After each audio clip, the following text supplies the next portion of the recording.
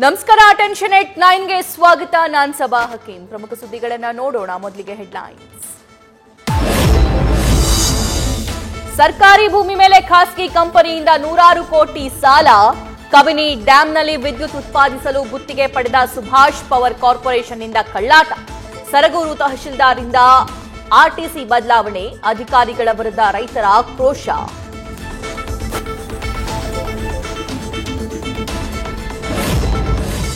ಗದಗದ ಬಡ್ಡಿ ಬಕಾಸುರ ಮಿಸ್ಕಿನ್ ಯಲ್ಲಪ್ಪ ಮತ್ತೊಂದು ಅಟ್ಟಹಾಸ ಬಯಲು. 6 ಲಕ್ಷ ಸಾಲ, ಕೋಟ್ಯಂತರ ಬೆಲೆ ಬಾಳುವ 15 ಗುಂಟೆ ಜಾಗ ಖರೀದಿ. ರಿವಾಲ್ವರ್ ತೋರಿಸಿ ಆಸ್ತಿ ಪತ್ರಕ್ಕೆ ಸಹಿ ಮಾಡಿಸಿಕೊಂಡು ಮೋಸ. ಎಸ್ಪಿ ಮುಂದೆ ಎಳೆ ಎಳೆಯಾಗಿ ಬಿಚ್ಚಿಟ್ಟ ಮಹಿಳೆ.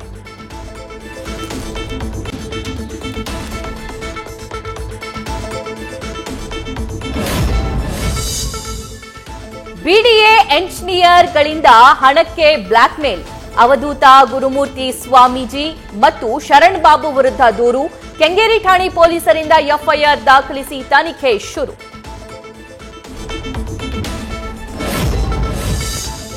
ಆಪ್ತರ ಜೊತೆ ಸಿಎಂ ಸಿದ್ದರಾಮಯ್ಯ ಸರಣಿ ಮಾತುಕತೆ. ಹೈಕಮಾಂಡ್ ಭೇಟಿ ಸಂಬಂಧ ಮಾತನಾಡಲು ಸಿಎಂ ನಿವಾಸಕ್ಕೆ ದೌಡಾಯಿಸ್ತಾ ಇರುವ ಆಪ್ತ ಸಚಿವರು.